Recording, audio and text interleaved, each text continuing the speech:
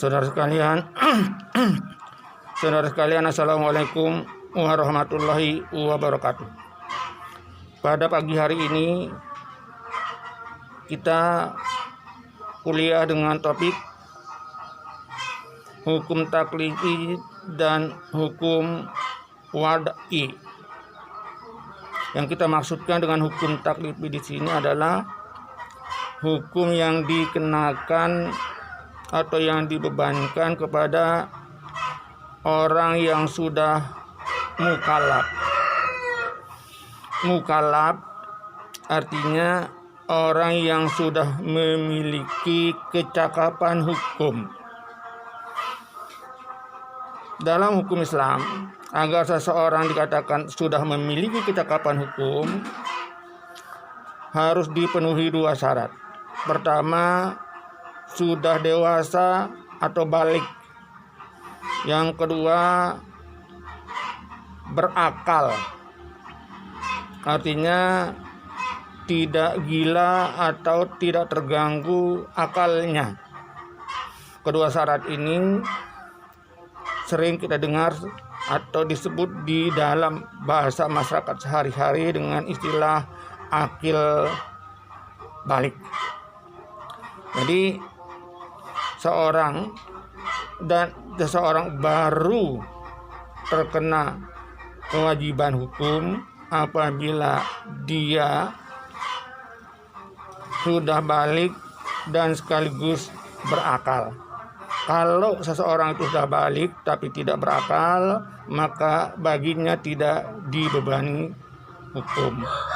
Atau dia berakal tapi belum balik, maka dia tidak dibebani hukum. Ada 5 jenis hukum dalam hukum taklifi. Karena jumlahnya 5, maka hukum taklifi juga sering disebut dengan sebutan al-ahkamul khamsah. Al-ahkamul khamsah dengan demikian dapat diartikan sebagai 5 kategori hukum dalam hukum Islam. Ini berbeda dengan hukum umum yang hanya terdiri atas 3 kategori, yaitu perintah, larangan, dan kebolehan. Perintah dalam bahasa hukum Belandanya disebut dengan gebod. Larangan, verbod. Kebolehan, mogen.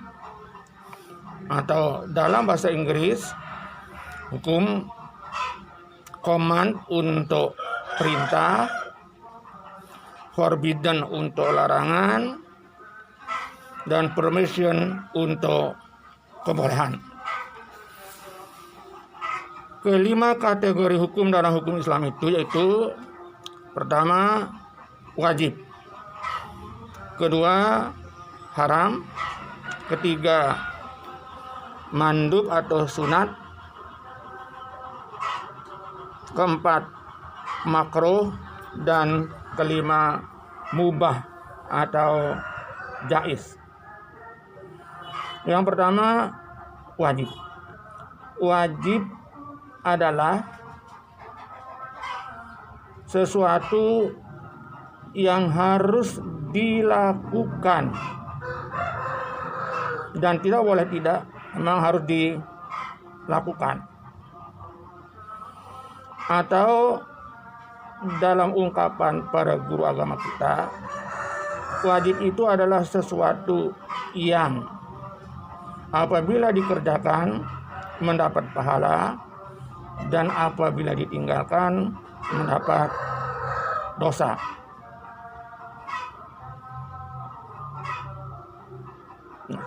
Pahala dalam konsep hukum umum, misalnya dalam hukum tata negara, itu disebut dengan insentif. Sedangkan dosa itu sama dengan disinsentif. Atau istilah lain juga kita mengenal reward dan punishment. Reward artinya penghargaan atas seseorang karena telah mematuhi hukum, seperti orang yang terus-menerus membayar pajak tepat pada waktunya mungkin akan diberikan penghargaan berupa pemotongan pajak. Atau pegawai negeri ASN yang melaksanakan tugasnya dengan baik dan tidak pernah malas, berprestasi atau memiliki kinerja yang bagus, mungkin dia akan diberikan reward berupa promosi. Sebaliknya kalau dia malas, maka akan terkena disinsentif atau hukuman administrasi. Perbuatan wajib pada umumnya adalah perbuatan yang sangat dibutuhkan bagi kehidupan umat manusia secara keseluruhan.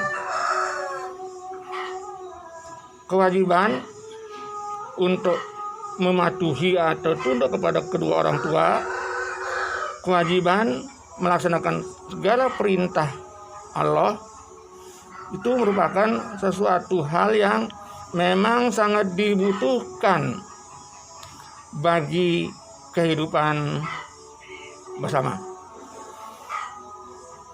Dalam hukum Islam, kewajiban-kewajiban itu bisa terkait dengan kewajiban-kewajiban yang berkenaan dengan ibadah atau kewajiban-kewajiban yang berkaitan dengan soal-soal muamalat.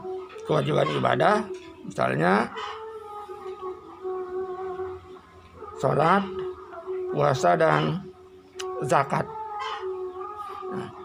Zakat sebenarnya itu terletak pada dua sisi, yaitu ibadah khosoh dan juga perbuatan-perbuatan yang bersifat muamalah.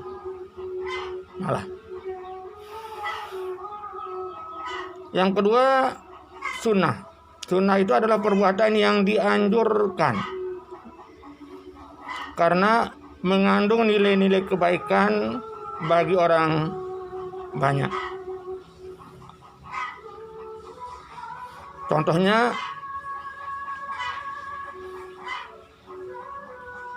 membuang duri atau apapun yang akan membahayakan bagi orang lain di jalan raya, misalnya pecahan beling dan lain-lain sebagainya, atau paku yang tercecer jalan raya, itu merupakan amalan sunnah.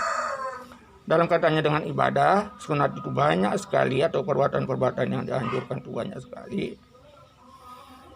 Seperti sholat sunat, kemudian puasa sunat, bersedekah, dan lain-lain. Yang ketiga, makruh, yaitu perbuatan yang dianjurkan untuk ditinggalkan atau perbuatan-perbuatan yang sifatnya tercela. Perbuatan ini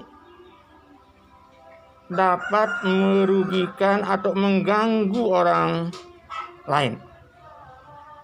Berbeda dengan sunnah yang apabila dikerjakan mendapat pahala, dan apabila ditinggalkan tidak memperoleh apa-apa, artinya tidak memperoleh pahala ataupun dosa. Maka perbuatan makruh yaitu sebaliknya, apabila dikerjakan mendapat pahala, apabila yang dikerjakan tidak mendapat apa-apa, dan apabila ditinggalkan akan mendapat pahala. Contoh yang seringkali dikemukakan oleh para guru agama kita adalah mengkonsumsi makanan-makanan yang mengeluarkan bau yang bisa mengganggu orang lain. Yang sering dicontohkan adalah makan bawang putih atau bawang merah.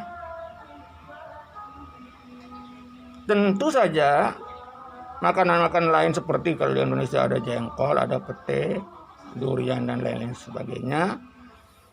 Apabila kita belum benar-benar membersihkan mulut, berkumur atau sikat gigi dan lain sebagainya, itu dapat mengganggu orang lain bila kita berkumpul atau berbicara dengan orang banyak. Karena itu dalam Islam makanan-makanan ini termasuk makanan yang dapat mengganggu orang lain, dan karena itu misalnya bahkan Nabi pun melarang kalau sudah makan bawang putih dan bawang merah itu untuk tidak naik ke masjid sebelum bau dari mulut kita benar-benar dibersihkan. Yang kelima, mubah. Nah, mubah ini sebenarnya merupakan perbuatan yang tidak berwarna, perbuatan yang sifatnya netral. Artinya dikerjakan maupun tidak, itu tidak memperoleh dosa dan tidak memperoleh pahala. Contohnya makan dan minum.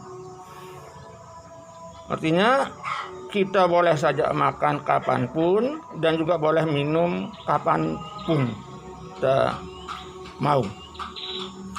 Namun dari perbuatan yang hukumnya mubah ini dapat berubah sesuai dengan kondisi yang ada atau keadaan yang ditimbulkannya.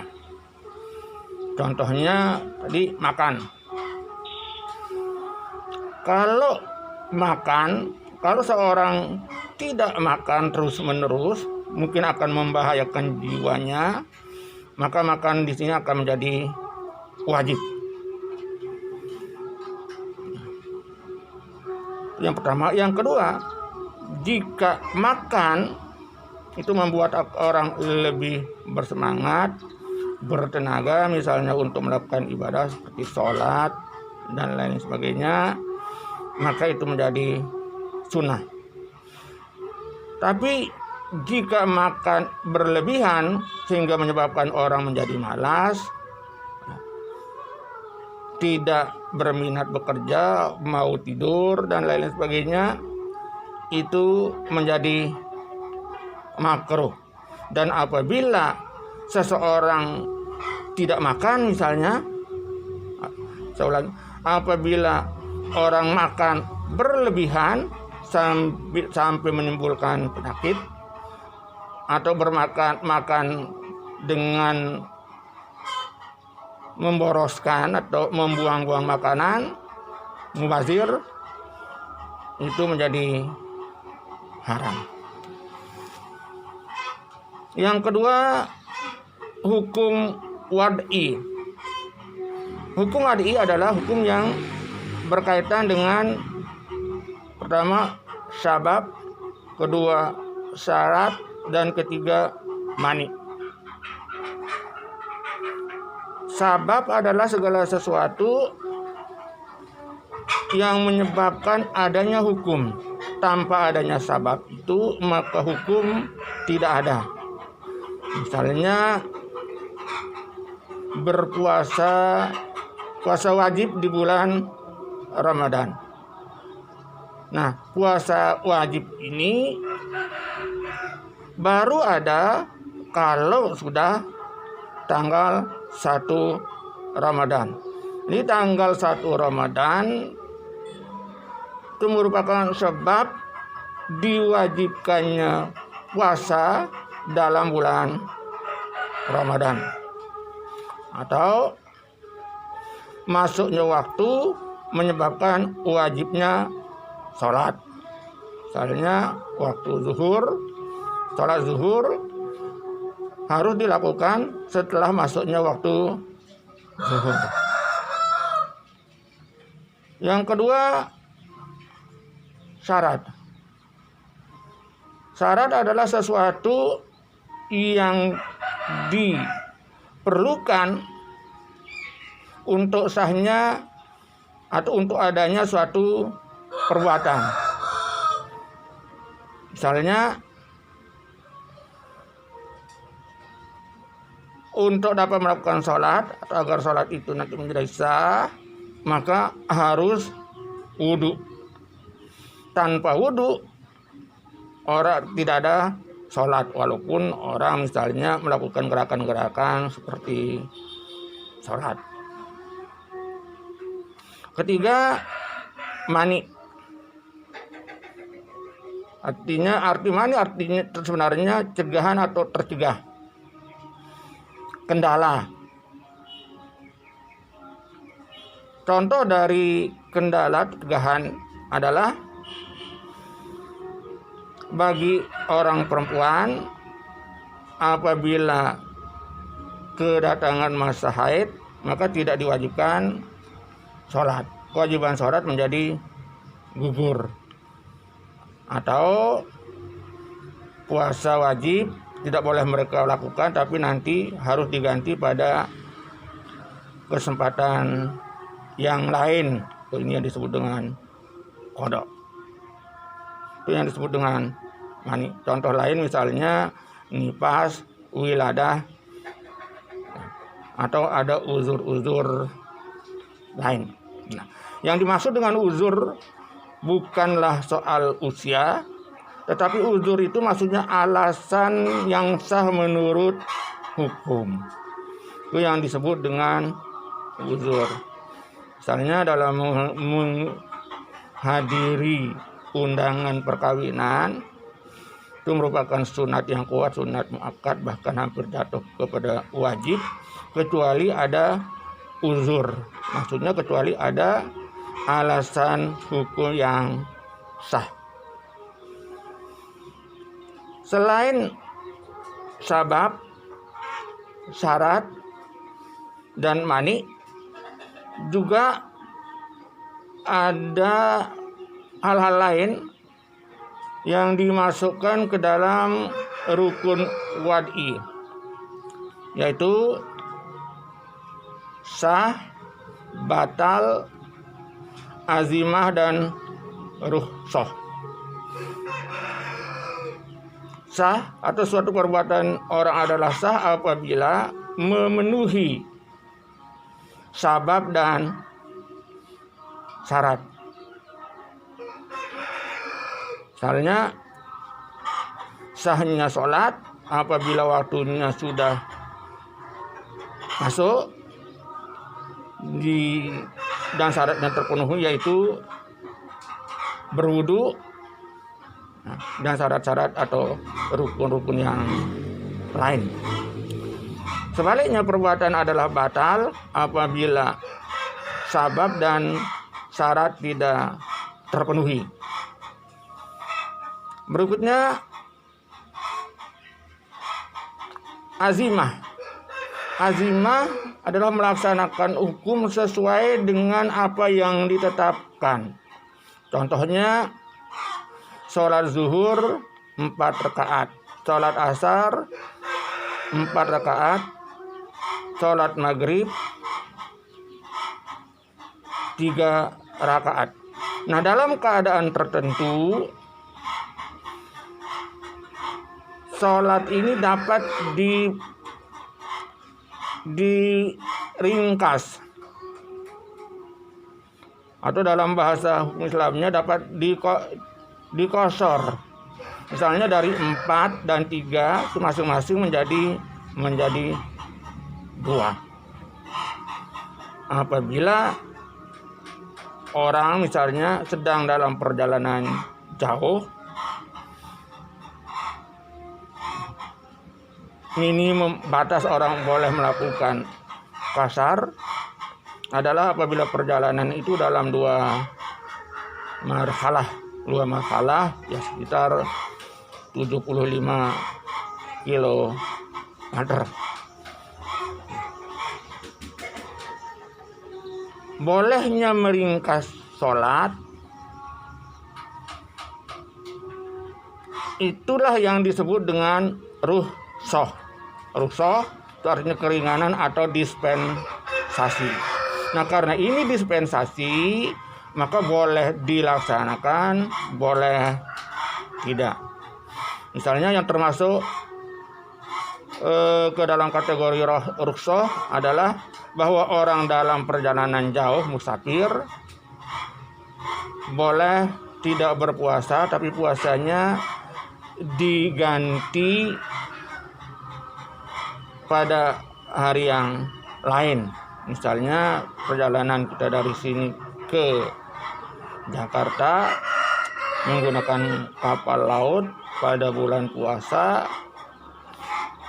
bagi yang bersangkutan dibolehkan untuk tidak puasa hari itu dan diganti pada hari yang lain. Tetapi ini sifatnya dispensasi, boleh diambil, boleh tidak. Artinya kalau merasa kuat dan tidak khawatir akan kesehatan atau kebugaran tubuhnya, maka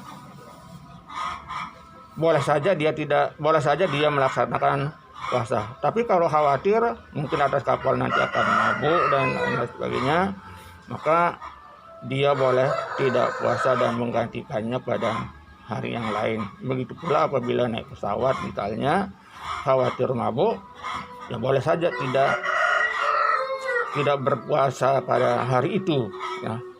Misalnya untuk mencegah mabuk harus minum antimu misalnya, ya, maka dia tidak berpuasa. Sekian, wassalamualaikum warahmatullahi wabarakatuh.